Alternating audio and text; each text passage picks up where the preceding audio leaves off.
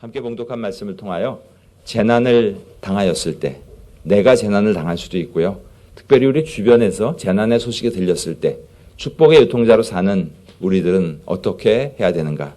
하나님 말씀을 통해서 함께 배우기 원합니다. 요즘 신문을 읽다 보면 역사상 가장 큰 지진, 역사상 가장 큰 태풍, 하여튼 가장 큰 우리가 과거에 겪지 못했던 엄청난 일들을 우리가 겪게 됩니다. 그런 일들을 겪을 때마다 어른들이 옛날에 그런 말씀을 하셨어요. 말세다 말세. 그런 이야기 들어보셨죠? 그런데 지금 우리가 겪고 있는 이 세상을 보면서 말세인가 보다. 말세야 말세. 큰일 났네. 어떡하지? 전쟁, 재난, 대개 보면요. 인간의 욕심에서 시작해서 비롯된 것으로 결국 우리가 되받는 그런 일들이 참 많이 있습니다. 그런 어려움 가운데 말세야. 그런데 성경은 그렇게 이야기하지 않습니다. 난리와 난리 소문을 듣겠으나 우리 그렇게 듣고 계시죠? 너희는 삼가 두려워하지 말라. 이런 일이 있어야 돼. 아직 끝이 아니다. 이제 시작이다. 이게 위로입니까? 경고입니까? 어떻게 보면 위로 같은데 위로가 아니라 아직 고생 덜 했어. 더 큰 난리 있을 거야. 그러니까 담대하라고 우리에게 말씀하고 있습니다. 세상에 겪었던 많은 난리들, 신문에 이렇게 큰 글자 처음 보는데 그랬는데 그 글자가 점점 커지고 있습니다. 난리에 대한 그런 일들. 최근에 어떤 난리를 기억하십니까? 그림 보시면 기억나시죠? 시리아의 한 어린아이가 저렇게 익사해서 죽은 지체로 해변에 있는 모습, 9.11 테러, 일본, 인도네시아. 오른쪽 밑에 그림은 여기 계신 분들은 아마 잘 기억이 없으시겠지만 월남전에서 한 어린아이가 열 폭탄이 터진 데서 온몸에 불이 붙어서 모든 것을 다 벗어 던지고 뛰어나가는 한 우는 여자아이의 모습. 아주 한 시대를 굉장히 울리게 했었던 유명한 사진 중에 하나입니다. 이런 참 어려움. 근데 이런 일이 한국 바깥에서만 일어났었던 것은 아니죠. 우리가 기억하는 많은 사건들이 있으시죠. 세월호, 삼풍백화점, 성수대교, 또 대구 참사. 밑에 두 사건은 아마 여기 계신 대부분들의 분들은 겪지 못하셨겠지만 6.25 전쟁, 또 오른쪽에 제가 초등학교 2학년 때 김신조 청와대 침투한 사건으로 말미암아 나라가 뒤집혔습니다. 이러다가 언제 길거리에서 죽을지도 몰라. 그때부터 굉장히 이 죽음에 대한 두려움, 전쟁에 대한 두려움을 가지고 저는 그 시대에 이렇게 지냈는데 하여튼 이런 어려움들이 우리 삶 가운데 있었고 앞으로도 계속 있을 것입니다. 어쩌면 이 가운데 계신 분들 중에 가까운 가족들이 이런 사고로 인하여 이 세상에 계시지 않든지 아니면 어떤 아픔을 겪고 계시는 분들도 계실지 모릅니다.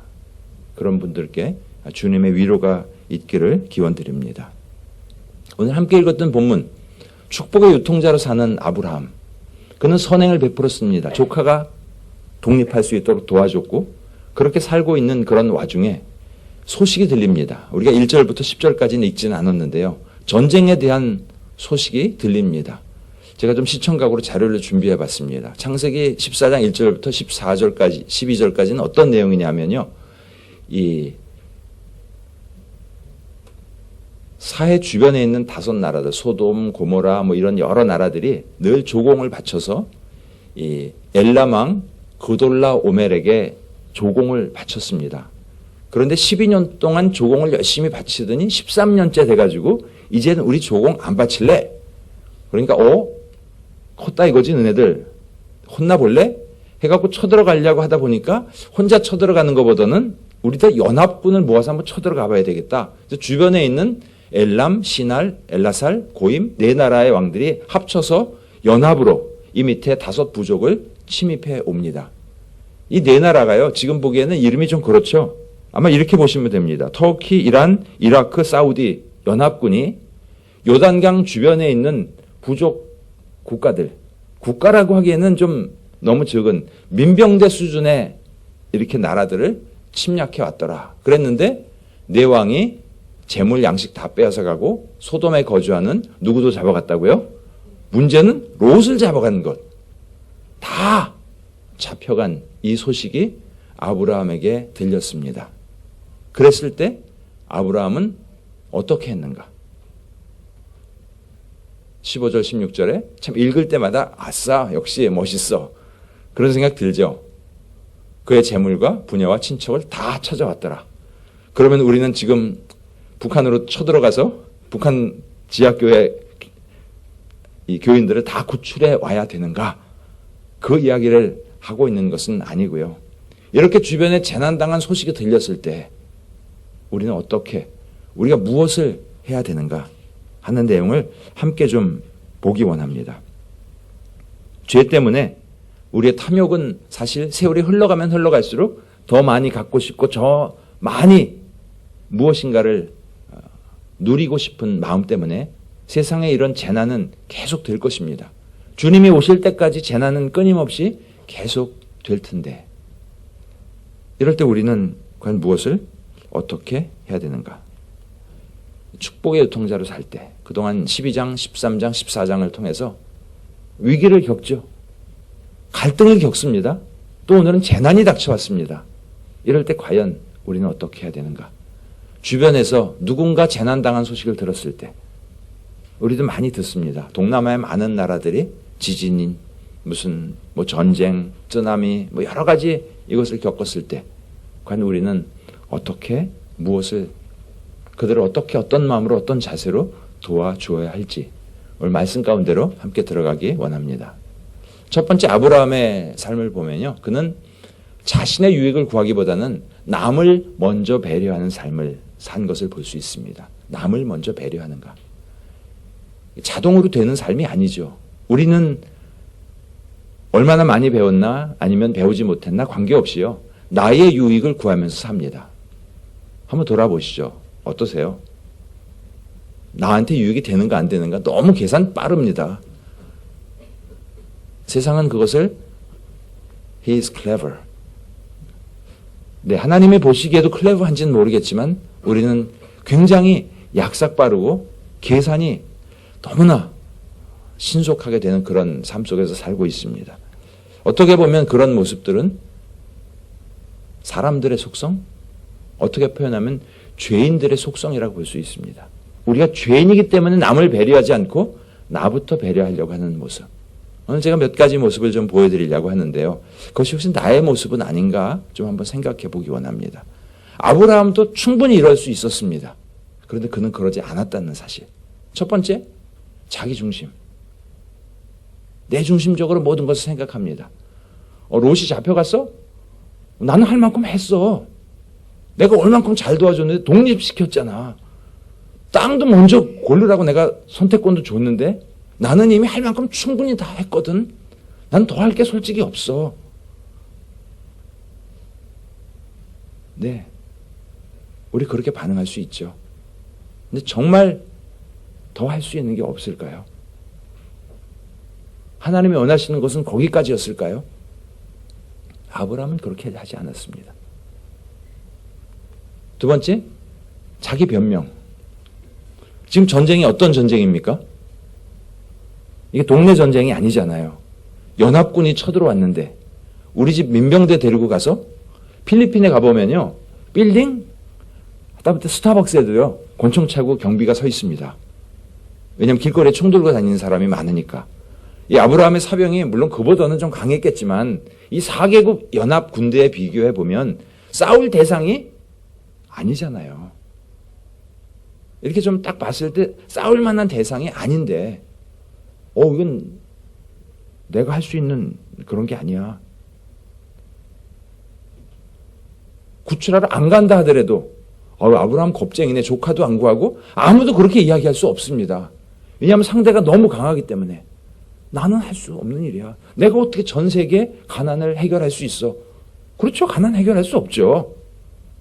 그렇게 자기 변명. 어느 누구도 비난할 수 없는 그런 상황. 우리도 변명하지 않습니까? 때로는. 이게 어떻게 보면 죄인의 속성이라는 것. 세 번째는 대가를 계산해 봅니다. 쳐들어가서 밤에 몰래 빼와. 특공대를 데리고 가서 빼와. 가만히 생각해 보니까 갈대아 우르부터 시작해서 내가 하란을 거쳐서 아버지 돌아가시고 여기까지 와서 여기까지 정말 힘들게 애굽에서도 구사일생으로 살아나고 여태까지 살아온 인생이 어떤데 난 아직 후손도 못 봤잖아. 그럼 내 식솔들은 어떻게 하라고? 이 가축들은 누가 돌보라고? 나도 살아야지. 나도 살아야지 어떻게 해서 조카를 도와줄 거 아니야? 굉장히 그럴듯하죠? 어떻습니까? 재난당한 데를 돕자고 하면 우리 집도 재난당한 집이에요. 근데 그렇게 반응하시는 분도 봤습니다. 경제적으로, 시간적으로 저도 힘들어요. 예, 힘들죠.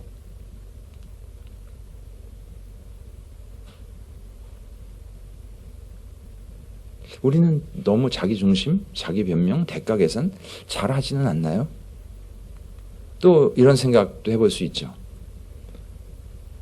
겉으로는 남 걱정하는 척하면서 어머 어떡하니? 속으로는 그럴 줄 알았어.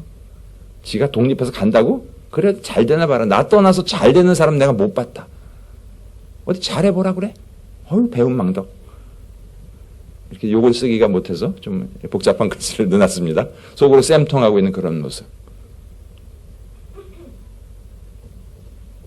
혹시 우리 모습 아닌가요?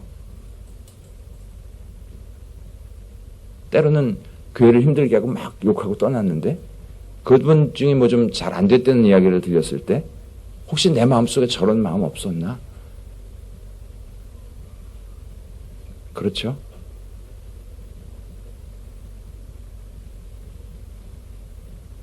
또 마지막으로 우리가 제일 잘하는 것 최소한의 체면 유지. 안 됐네. 어떡하지? 힘들겠다. 기도할게. 체면 유지. 어떻게 보면 내가 피해를 안 보는 수준의 면피하려고 하는 그런 모습. 기도할게요가 나쁘다는 것이 아니죠. 기도해야 합니다. 그렇죠? 어려운 상황을 닥쳤을 때 그들을 보면서 기도해야 되는데 기도만 하는 것 가지고는 부족하다는 것을 우리는 기억해야 합니다. 성경 어떻게 말씀하세요? 가난한 자들 오늘 당장 굶어 죽을 것 같은데 쓸 것을 주지 않으면 행함이 없는 믿음이다. 그것은 결코 죽은 믿음이다. 살아있는 믿음, 행동하는 믿음, 하나님이 기뻐하시는 믿음 아니다라고 분명하게 말씀하고 계십니다. 왜 재난의 소식을 우리에게 듣게 하셨을까요? 때로는 그 소식을 들을 때 마음에 부담이 됩니다. 어디에선가 그들이 외칩니다. 하나님은 도대체 살아계세요? 하나님은 도대체 어디서 무엇하고 계세요? 우리 굶어 죽는데 어떻게 하실 거예요? 우리 알잖아요. 하늘에서 컨테이너가 떨어져서 음식이 나오나요? 하늘에서 돈 보따리가 떨어지나요?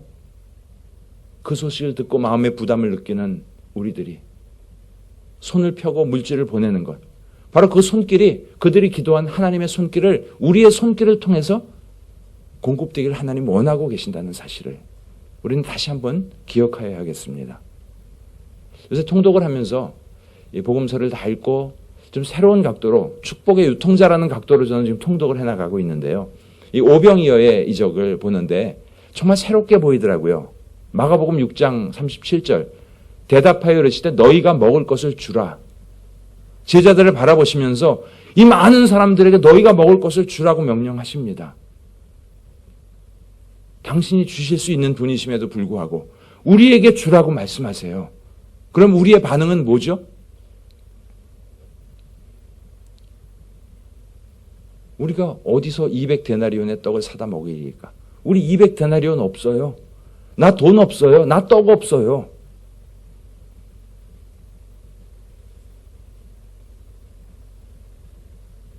주님은 우리에게 내 것으로 주라고 하신 것 아니거든요. 그들이 먹을 떡을 누가 주셨죠?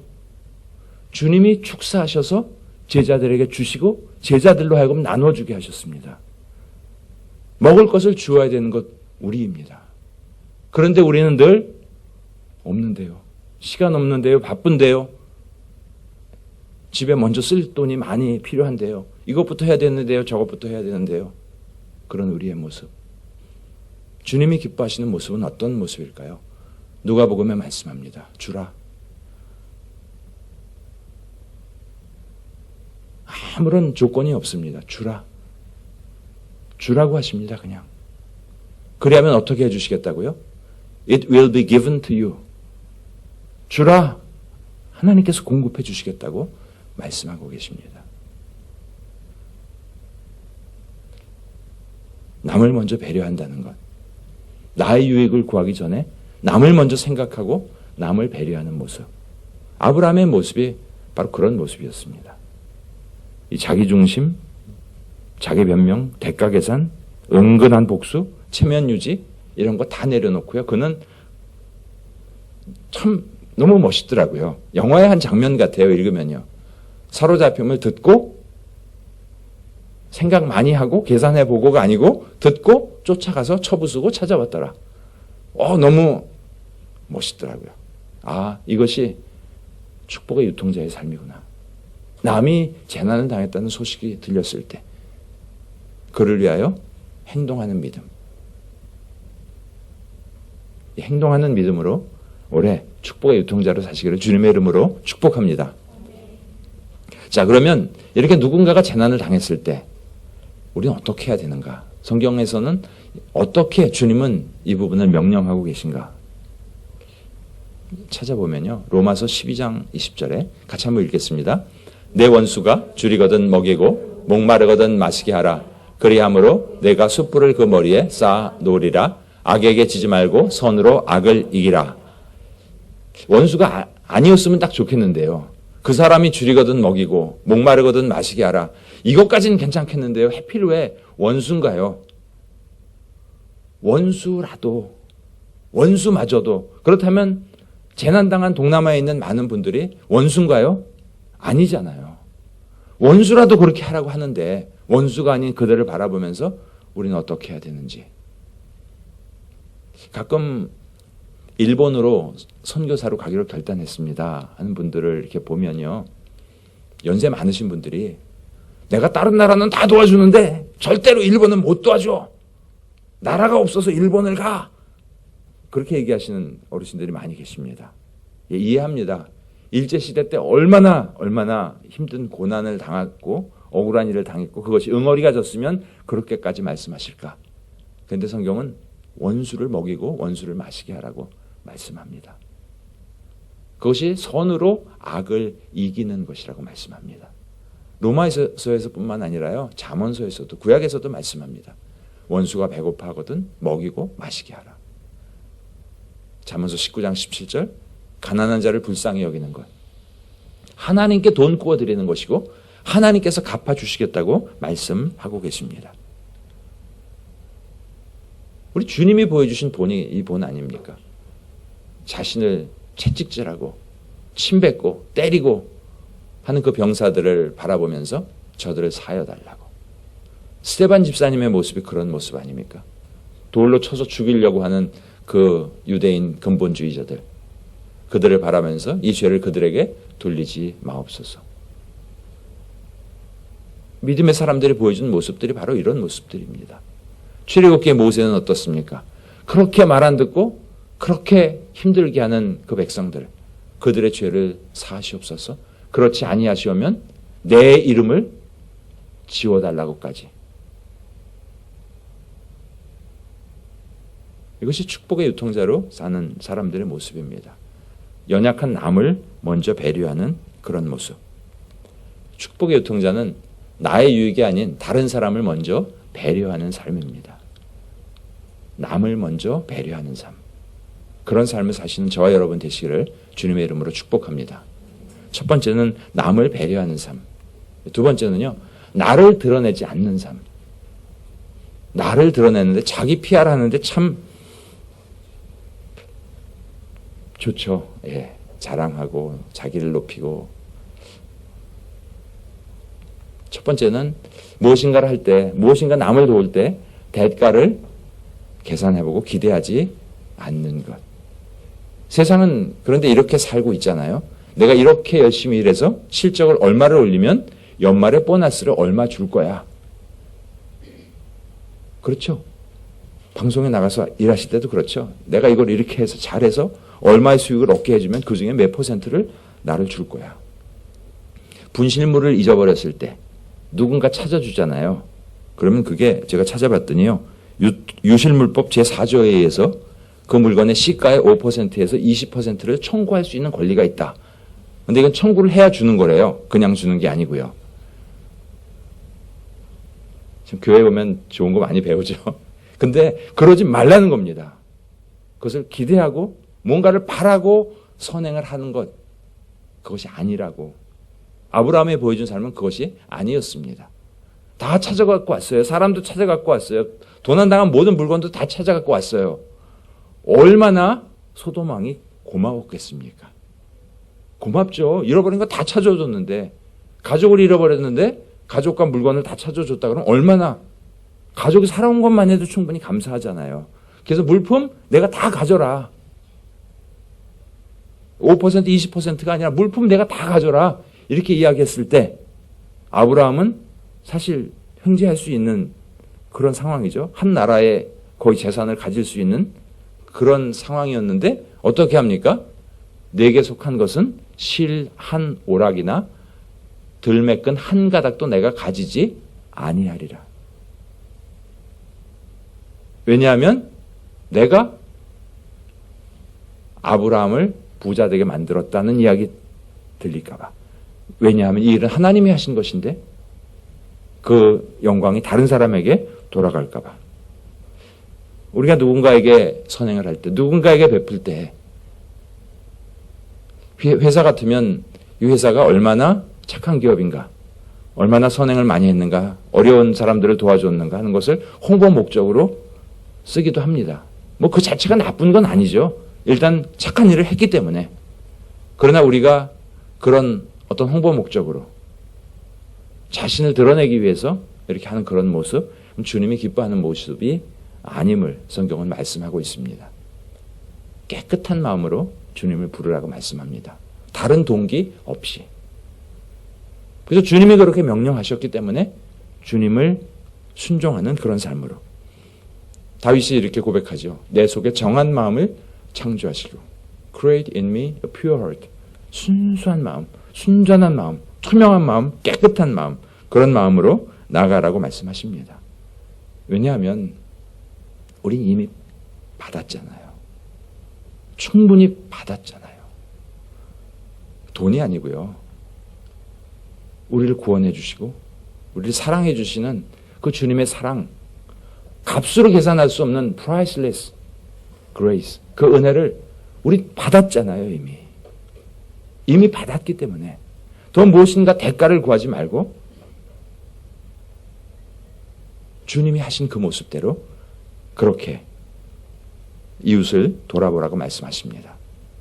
마지막으로 생색내지 마라. 쉽게 얘기하면요. 내가 했다, 내 것으로 했다가 아니라는 것을 우리는 기억해야 합니다. 이 구약 성경을 읽다 보면요. 구약을 이렇게 통독해 보면 전쟁에 대한 이야기가 많이 나옵니다. 그렇죠? 사람들 참 전쟁도 많이 했어요. 침입도 참 많이 받았어요. 근데 왜 이렇게 구약 성경에 이스라엘의 전쟁사를 많이 기록했을까? 구약 자체가 전쟁사는 아니지만 전쟁에 대한 이야기가 많이 나와 있습니다. 그런데 그 이야기들을 보면 똑같이 한 가지를 이야기하고 있습니다. 주제가 하나입니다. 출애굽기 17장 14절에 모세와 아말렉과의 전투에서 어떻게 합니까? 모세가 손을 들고 저기 하면 여호수아가 나가서 싸울 때 이기다가 모세가 힘이 없어서 손이 내려가면 이스라엘 백성들이 지고. 출애굽기 17장에 보면 누가 싸우나요? 여호와가 싸운다고. 전쟁이 하나님의 전쟁이라고 말씀하고 있는 것입니다. 또 사무엘하 8장 14절에 보면 다윗이 참 전쟁을 많이 했고 하나님께서 늘 함께 하셨기 때문에 승리하셨습니다. 그래서 여호와께서 이기게 하셨다는 것. 전쟁은 하나님께 속해 있다는 것. 하나님께 속한 전쟁일 경우에 승리합니다. 그런데 하나님께 속하지 않은 전쟁, 내 욕심과 내 야심과 내 명예를 위해서 싸울 때 그때는 결과가 전쟁에서 지는 모습을 또 성경은 기록하고 있습니다. 또 유다 왕 여호사밧 왕 때 전쟁, 이 전쟁은 하나님께 속한 것이다. 매 전쟁을 찾아봤더니요, 다 똑같습니다. 하나님께서 허락하시지 않은 전쟁을 했을 때는 백전백패한 것을 볼 수 있습니다.